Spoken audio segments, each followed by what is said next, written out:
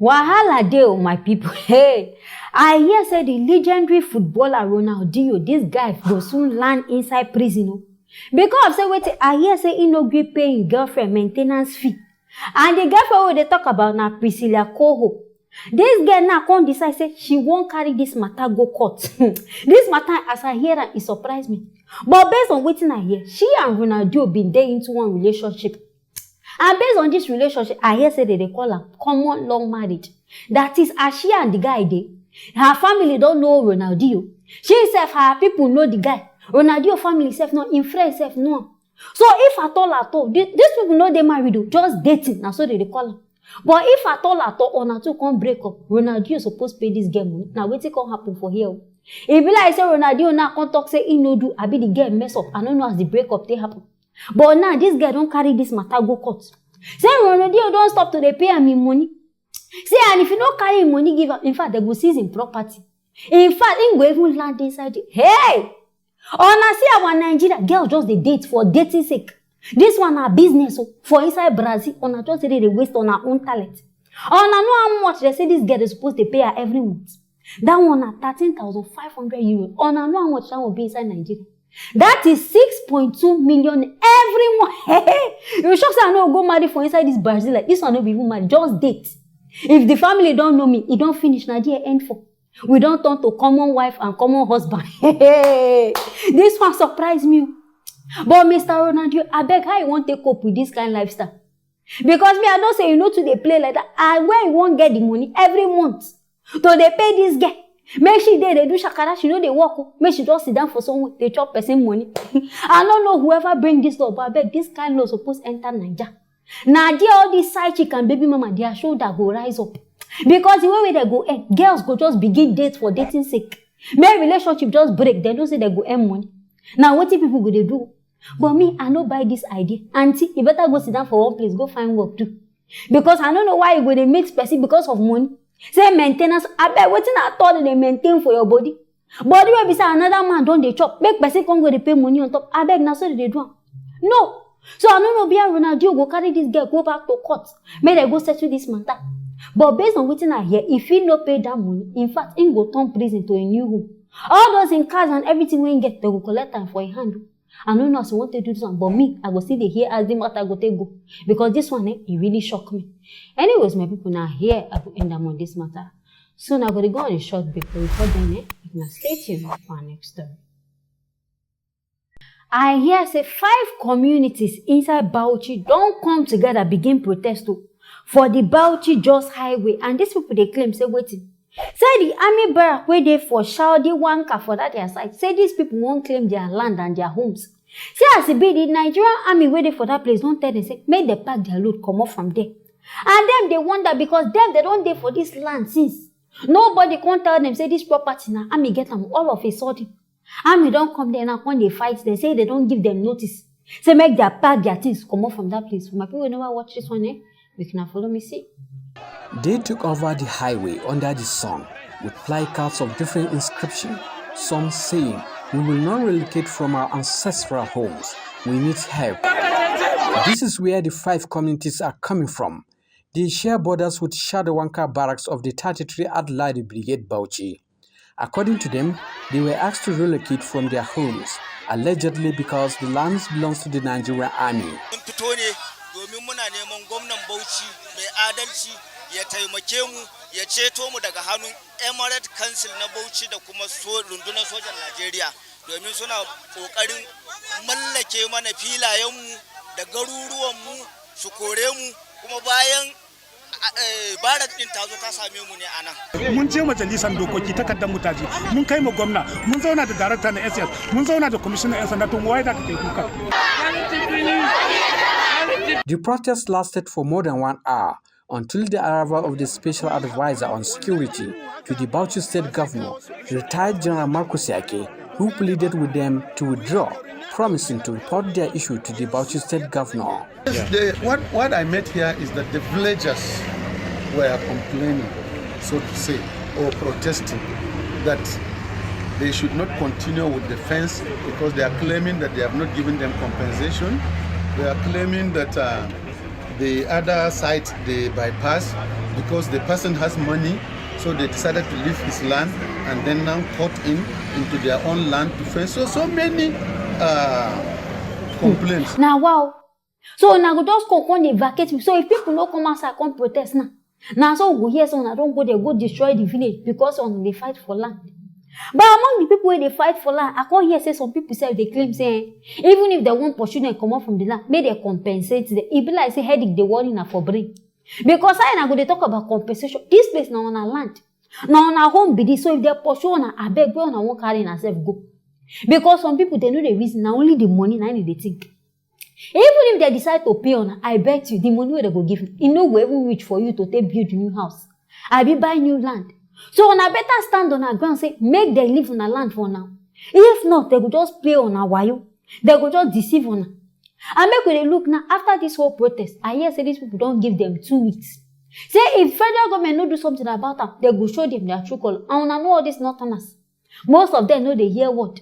We feel here now saying they don't go attack army don't carry gun shoot them. On a better calm down, make them settle this thing. Because me, I don't even see why they fight for this land, even army people.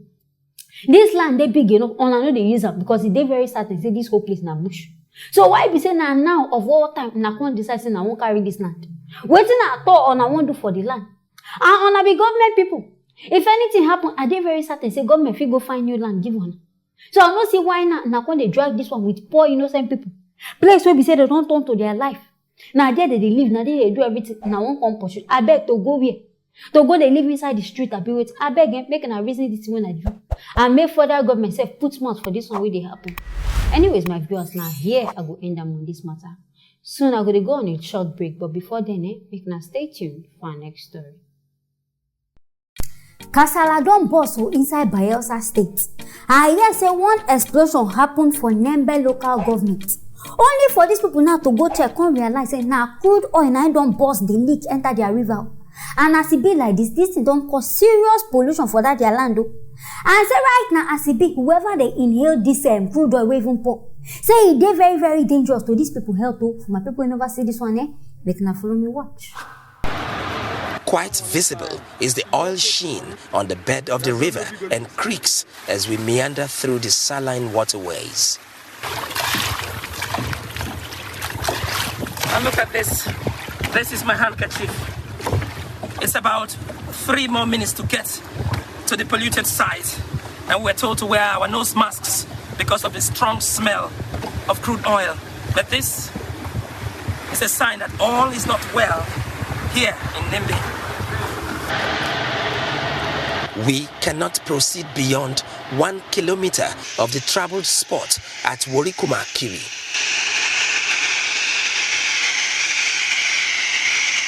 At best, an aerial view will be viable. The fury of ITO Well 01 can be heard from the distance, spewing crude oil into the Santa Barbara River, compelling the fishermen to flee the area. I have been here for almost 26 years to do my fishing expedition. And also plant, whatever thing you see there, both the crops and the plants, all of them belongs to me, that have been damaged by this. All my people, the inhabitants here have been displaced. This oil is the best oil so far in West Africa. It is called Bonny Light. And look at what Nigeria is losing, the Bayelsa State is losing, and even the local government is losing. It has been up to about 3 weeks and some days. Let them find a solution to stop this thing. We cannot live here again. The menace is too much for us. This release of hydrocarbons to the atmosphere is carcinogenic and teratogenic. That means if a pregnant woman can come here and fish, the benzene will get into the placenta and affect the development of the child, thereby causing mutations of various kinds. So my worry is that if human beings come here to fish, they will also contact cancer. So they should stay clear of this water. Pending when the proper cleanup will be constituted by the Nigerian government and by ITO.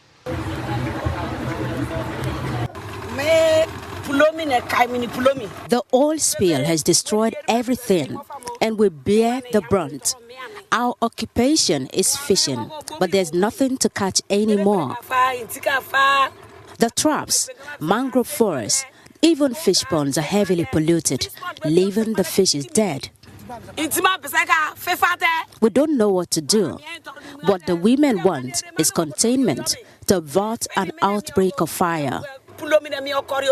If nothing is done, it will ignite and many will die because we're all fishermen. So government should help and stop the spill. Now, wow. But I did surprised, say this don't happen over 3 weeks ago. And still, whoever get this company, no reason and say, okay, making con check out on this thing. Then they con jack run for their own life. On a thing now on a fee survive, abi. Make people wait they inside the land, make they die. And which all of us know say this oil, they good for people to they inhale am. On a con live openly like that. But I beg them, my people, make na see. People who even get the oil, make na look their environment, where do they live? Inside wooden houses, kpako house, and they stay. And with people where be say no be they even get oil, they did their house, they enjoy person money. People now where they hustle for this thing, this whole crude oil of it, it don't destroy their land. It don't even destroy their water. Because now here these people they do their business, and then they catch fish. It's high time in Southerners making a better stand up fight for our rights. Because if na no come outside, now so they will continue to the reason. Now when we say on a farmland don't destroy, I beg how I want to start. Because this thing don't happen since so nobody come outside talk am. If nobody say Arise TV come decide say make they even go there go look. They no go say right now the water don't even dey contaminated. Every fish, every living thing where even dey inside water don't run come out. Farm now don't be say you go even carry things say make you use and go chop everything don't go. What I thought they come dey inside the land they stay. And the so-called northerners we get this company. If no even care about this, now why they talk say sometimes as Nigerians, now wickedness, now they carry us reach our position. Because you as a man, you don't even think of the livelihood of people who live around this place. See as this thing boss, they spread up and down. And you know say somehow, I know say they go get engineers, so they go even at least try lock this thing. But the man just leave am. So that disaster go happen. Last, everybody where they the land go there, he go come claim the whole place and nine.